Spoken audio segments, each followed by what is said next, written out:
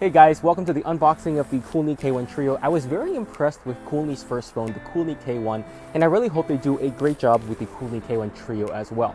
In addition, I'm also hosting a giveaway, so if you want to enter, be sure to click on the link in the description down below.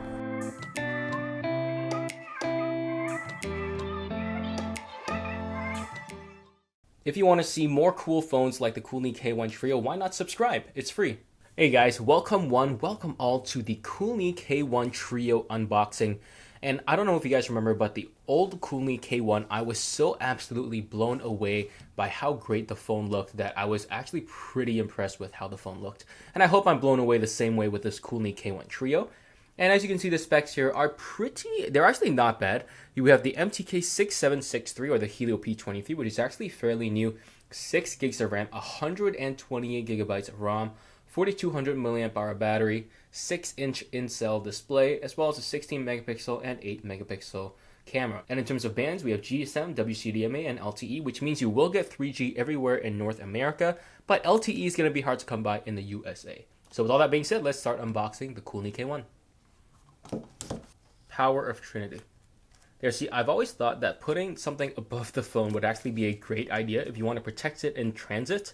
And I don't know why more companies do that. Put like the box above the phone so that it's, more protected when it's in transit. So this is the phone, put it aside.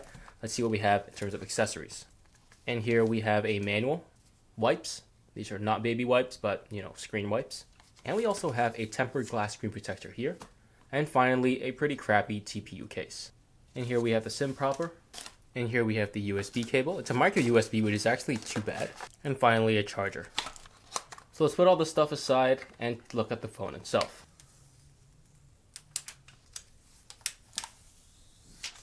The Koolnee K1 Trio. Again, I am just so absolutely blown away. This time, not so much by the bezels, but by the color.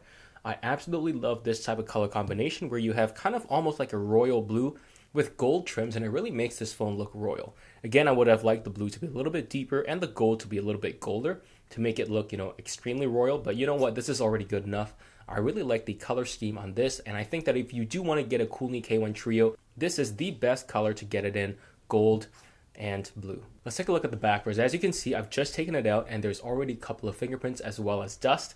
This type of back is coming into vogue into many Chinese phones, and I have to say that I dislike it and like it at the same time. On one hand, it looks nice when it's nice and clean. On the other hand, it gets dirty very, very easily. If you can see over here, there's a ton of dust already on it, and I just took the cover off, which is actually pretty funny. But let's move on to what we see on the phone itself. There's the Koolnee logo. There's a couple of words down here, as well as the dual cameras, as well as the LED flash. There's no fingerprint sensor on the back. And here we have the power button and the volume buttons on the sides. We have the SIM slot, as well as, sadly, the micro USB slot, a headphone jack. Hey, look, that's pretty rare nowadays, as well as the speaker on the bottom. Let's look at the front. There is the fingerprint sensor as well as the selfie camera. And you can actually see the bezels. I don't think you can see it very well on the screen, and I will show it to you later with the screen on, but the bezels here don't look that big, which is actually impressive. So what I'm going to do is I'm going to turn this phone on, and then we can look at how big the bezels are. First impressions when turning on this device is actually pretty sick. Not only is the wallpaper make the phone look really nice, but the slightly modified stock launcher actually looks and feels very fast and very fluid as well.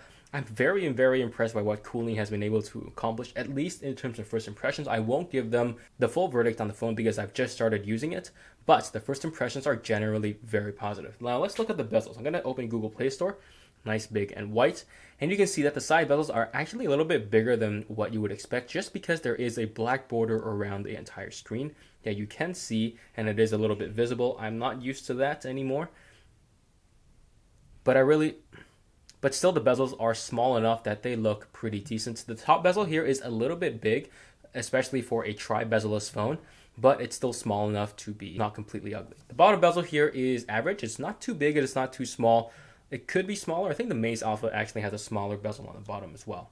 Again, software first impressions are very good. Here we have already a wireless update, so it looks like Koolnee is taking good care of us in terms of wireless updates and security. We have Android 7.1.1, no 8.0 Oreo, but that's to be understood.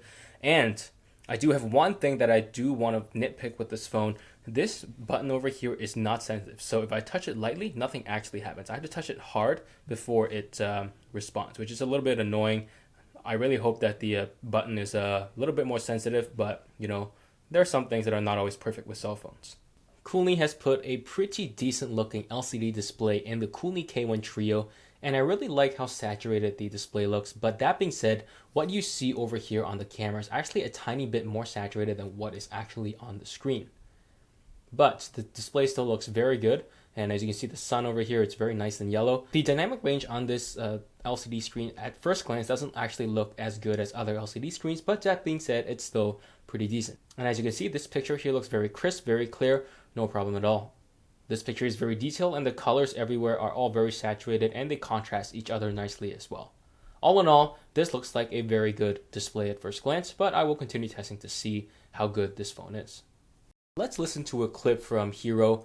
I'm probably gonna get copyright striked for this, but whatever. This is a very good clip, so let's just watch it.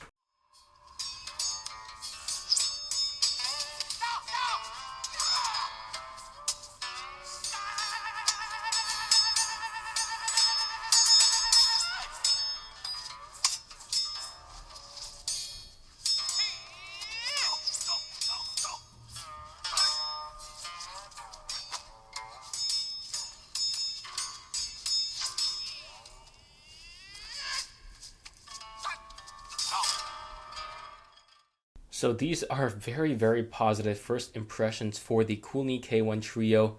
The body doesn't look as good as the older K1, but I do like the color scheme a lot. The nice gold trim with the blue color body. And when I turned on the phone, the software experience as well as even the wallpaper, they're all very well thought out and very well implemented, so that I was actually pretty excited to test this phone when I turned it on. So definitely keep an eye on my channel for more videos on the Koolnee K1 Trio coming up. Again, if you want to see more videos like the Koolnee K1 Trio, why not subscribe? Thank you so much for watching, and I'll see you guys in the next one.